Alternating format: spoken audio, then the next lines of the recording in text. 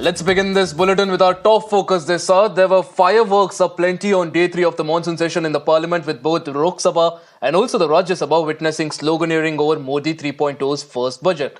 Now, the MPs of the India bloc protested both inside and outside the parliament, and also even staged a brief walkout from Rajya Sabha as they continued to slam the centre over what they termed was a budget to save the Prime Minister's chair. Leading the attack was Congress chief Mallikarjun Kharge, who claimed that the budget was formed to appease BJP's allies JDU and the TDP. ये budget जन विरोधी है, अन्याय है, किसी को भी न्याय मिला नहीं। बिहार को खुद सड़क तो बनते हैं, सड़क के लिए पैसे दिए, ये कोई बड़ी बात है?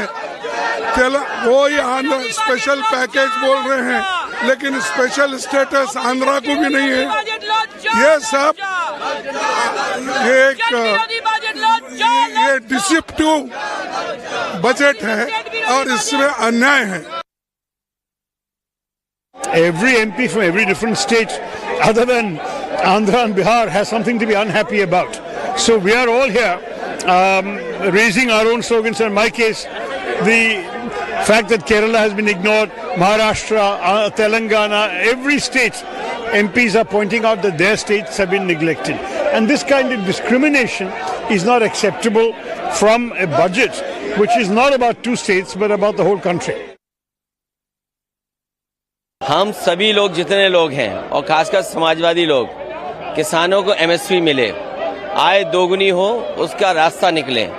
लेकिन इधर देखने को मिल रहा है समर्थन मूल्य किसान को न मिल करके जो अलायंस पार्टनर जो सरकार बचा रहे हैं उन्हें समर्थन मूल्य सरकार दे रही है। ये तो अखबारों में भी छपा है। आप पहले बेरोजगार करते हैं, बेरोजगारी बढ़ाते हैं और उसके बाद ऐसी आधी अधूरी नौकरी लाते हैं जिससे किसी नौजवान का भविष्य बनने वाला नहीं है। इंटर्नशिप के बाद क्या होगा, उनको नौकरी कौन देगा?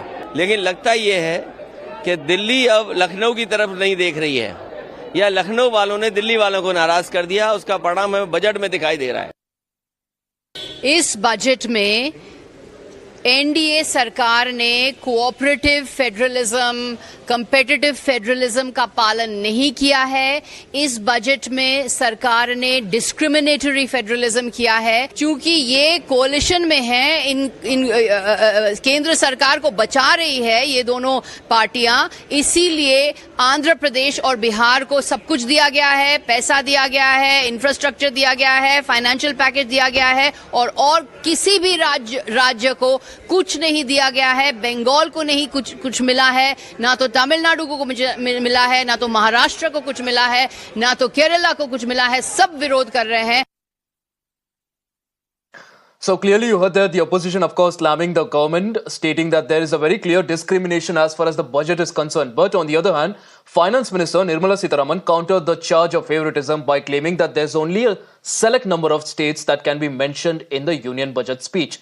She also accused the Congress of spreading a false narrative that opposition-ruled parties have been deprived of funds. Clearly, item-wise mentions all this.